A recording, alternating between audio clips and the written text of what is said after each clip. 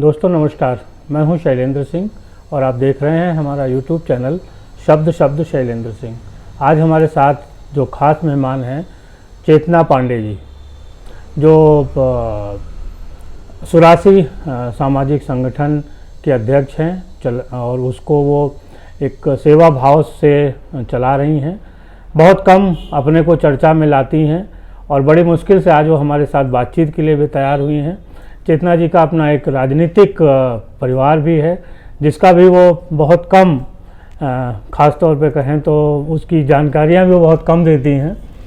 आज हमने चेतना जी को इसके लिए तैयार किया है कि हम लोग बात करेंगे चेतना जी के साथ राजनीतिक, सामाजिक और जो चुनावी परिवेश है उन सभी पे। तो चेतना जी बहुत बहुत स्वागत आपका। आपका बहुत बहुत धन्यवाद। सबसे पहले तो आप सुरासी के साथ जो कार्य कर रही हैं वो और कैसे आपका सामाजिकता के साथ जुड़ाव है, क्या एक सोच है आपकी? देखिए, सुरासी 1998 में हमारे हस्बैंड ने इसकी शुरुआत करी थी जी।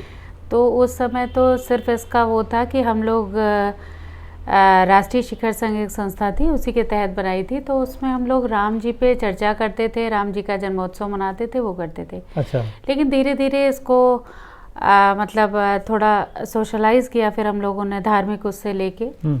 तो जो हमने अपने काम किए हैं, तो बच्चों को थोड़ा सा एजुकेशन देने में जो मदद हो सकती है या उनको वस्त्र वगैरह देने में, और एक हमने काम किया था बच्चों को टॉयज वितरण का। अच्छा।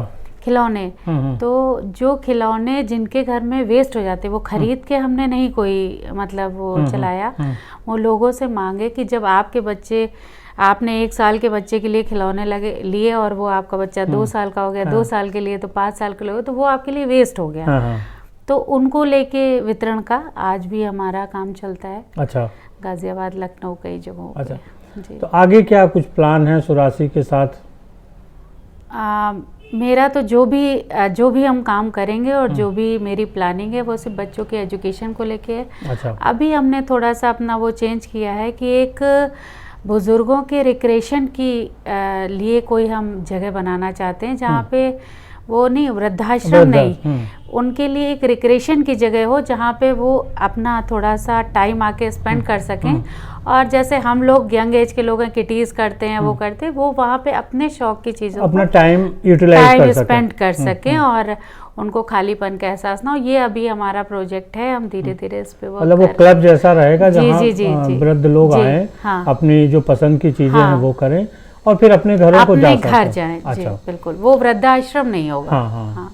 वो भी एक अच्छा है कि कम से कम उनको प्लेटफॉर्म मिले। पूरा दिन वो रह सकते हैं और फिर उसके बाद अपने घर जाएं। उसके बाद हम देखेंगे कि आश्रम की क्या आवश्यकता है। हमें आश्रम मतलब नहीं अच्छा लगता है, वो लगता है कि एक दुखद जगह है और आज के परिवेश ऐसे बन गए हैं जहाँ पे लोग आते हैं, लेकिन फिर भी जिनके बच्चों के साथ जो बुजुर्ग रह रहे हैं उनके पास भी रिक्रिएशन का कोई साधन नहीं है सिवाय बच्चों के पालने। उनमें भी अकेलापन, बहुत अकेलापन है।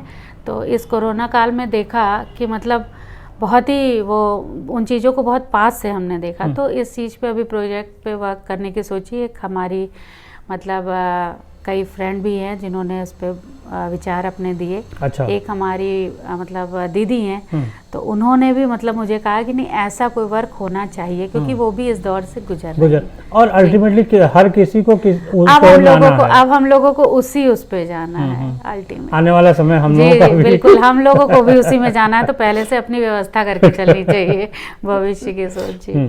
अच्छा, कुछ राजनीतिक सोच भी है आपको? कभी अपने लिए कुछ करना है?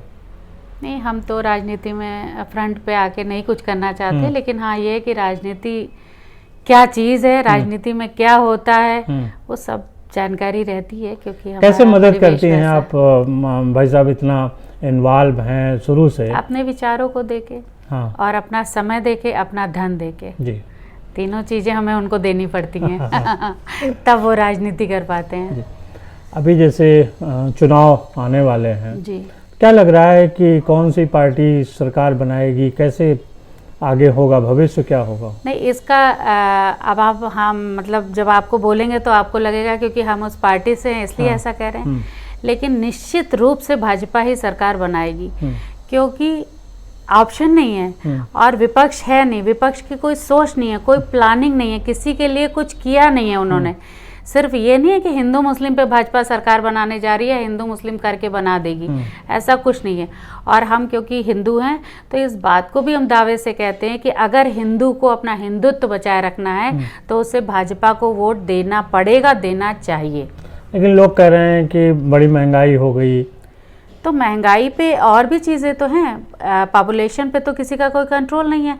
और दूसरी बात, जो फैसिलिटीज़ दी जा रही हैं, जो वैक्सीन्स दी गई, जो राशन वितरण हो रहा है, जो बिजली उन लोगों को सब्सिडी दी गई, जो सिलेंडर्स दिए जा रहे हैं, वो किससे दिए जा रहे हैं? वो तो मिडिल क्लास से ही दिए जा रहे हैं ना। और अब तो कैश सब्सिडी भी जा रही है। हाँ, तब फिर अभी तो डायरेक्ट बैंक सब लोग ट्रांसफर। बता रहे कि 1,000 रुपए कल से खाते में आ गए, तो फिर ये सब कहाँ से आ रहा है? तो महंगाई क्या बढ़ रही है? महंगाई आप उस सिनेरियो में देखिए, अभी तो वो तो वहीं के हम तो सोच रहे हैं वहीं के वहीं खड़े हुए हैं। क्या आपको लगता है, जैसे भाजपा में हैं, बहुत सारी चीज़ें आप जानती हैं, एक वो भी विपक्ष कई बार कहता रहता है कि कोरोना पीरियड में इतनी अव्यवस्था थी, इतनी लाशें बहीं, इतना कुछ हम हुआ। कहते हैं कि अगर अव्यवस्था थी, अगर हमारे पड़ोसी के घर में शादी और हम कुछ देख रहे हैं कि उसके घर में पानी की कमी हो गई, तो हमारे घर में पानी है तो हमने क्यों नहीं पानी उनको सप्लाई कर दिया?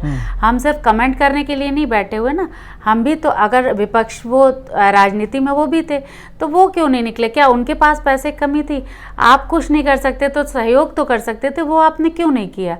ये आम जनता को भी पता है, और मेरे ख्याल से आम जनता को इतनी जल्दी भूलना भी नहीं चाहिए कि सत्ता पक्ष ने क्या किया और विपक्ष ने क्या किया। अगर वो भूलती है तो आगे फिर समय आएगा, फिर वो 5 साल जो है वो हाथ मलते ही जाने पड़ेंगे। वैसे ऐसा कुछ होने वाला है ही नहीं, निश्चित रूप से। तो आपको लग रहा है कि योगी जी दोबारा बिल्कुल मुख्यमंत्री बिल्कुल, बनेंगे? कोई इफ और बट नहीं है। कई लोग कहते हैं कि भाजपा में ब्राह्मण ही खुश नहीं है। देखिए, ये तो एक बहुत अलग सवाल है, इसका जवाब तो हम नहीं देना चाहेंगे, लेकिन हम ब्राह्मण होने के नाते बस इतना कहना चाहेंगे, हमारा हिंदुत्व बचा हुआ है, हम सम्मान से जी रहे हैं। इन 5 सालों में हमने जाना कि ब्राह्मण भी कोई शक्ति होती है, मेरे लिए यही बहुत बड़ी बात है। और इसके अलावा और कुछ आपकी हॉबीज़ हैं, कैसे समाज के प्रति और घर परिवार में काम करती हैं?